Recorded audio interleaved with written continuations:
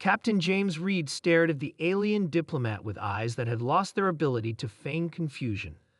The charade was over. "No, Ambassador Trill, we haven't been lost for the past 70 years, James said, his voice calm, but edged with steel. Humanity has known exactly where we stand in this galaxy since first contact. The tall, spindly alien's 4 eyes blinked in rapid succession, the equivalent of a gasp among the Viridian species. The chamber fell silent as the other Galactic Council representatives shifted uncomfortably in their ergonomically designed seats. "I don't understand," Ambassador Trill said, mandibles clicking nervously.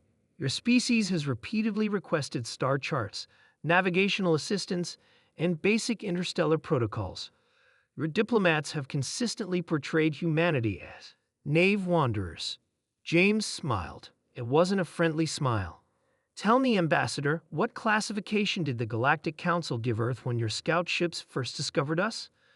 The room's temperature seemed to drop several degrees. No one answered. "Deathworld." Finally came the reluctant response from Counselor Zix, a gelatinous being from a low-gravity moon.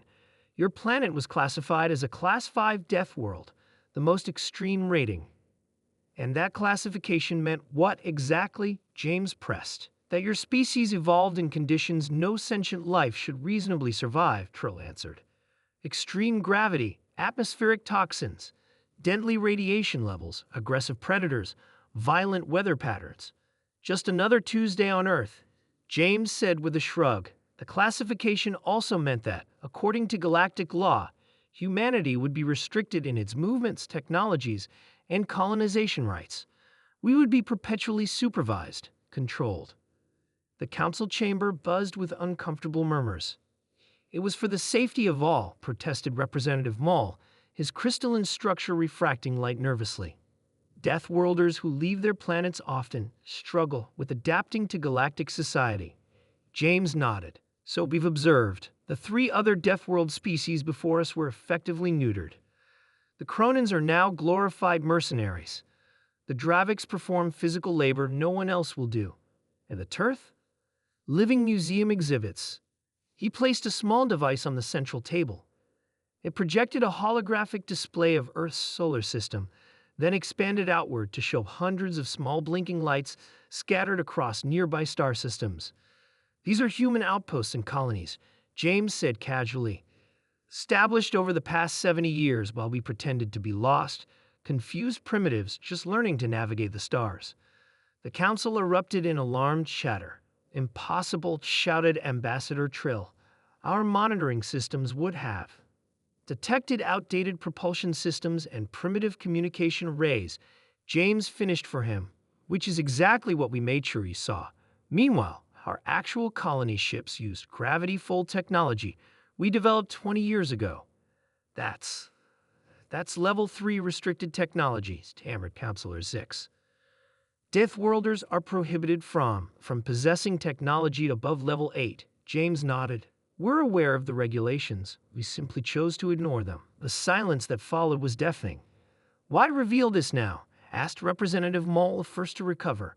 "Why end your deception?" James walked to the chamber's viewport, gazing out at the massive Galactic Council station orbiting the neutral planet below. "Because yesterday her peacekeeping fleet destroyed a small research outpost in the Artemis sector, believing it to be an unauthorized mining operation.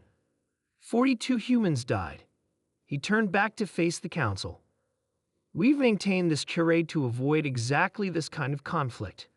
We played the bumbling newcomers because it allowed us to build our strength without appearing threatening. But after yesterday, the pretense ends." "Are you declaring war, Captain Reed?"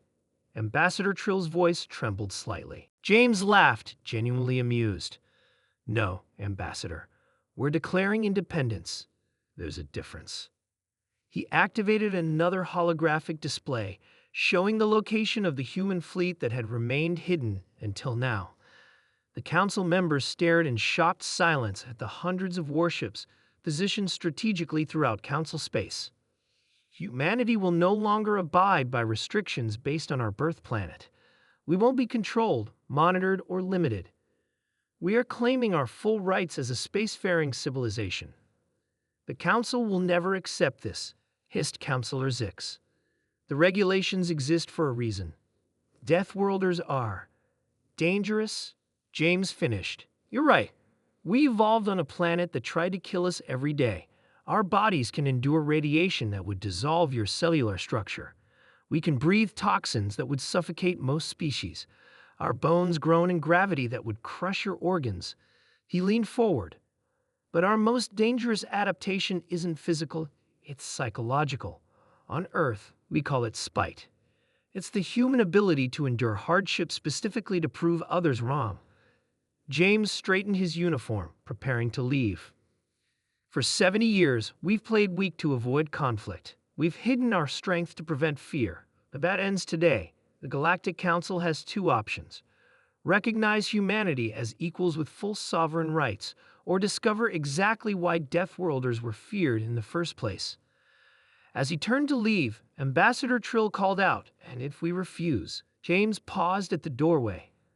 "Then we stop pretending to be lost, Ambassador, and you discover what happens when humanity decides to truly find its way." The captain strode out, leaving the Galactic Council to contemplate a galaxy where Deathworlders no longer hid in the shadows, but stood proudly in the light of distant stars they had already claimed as their own.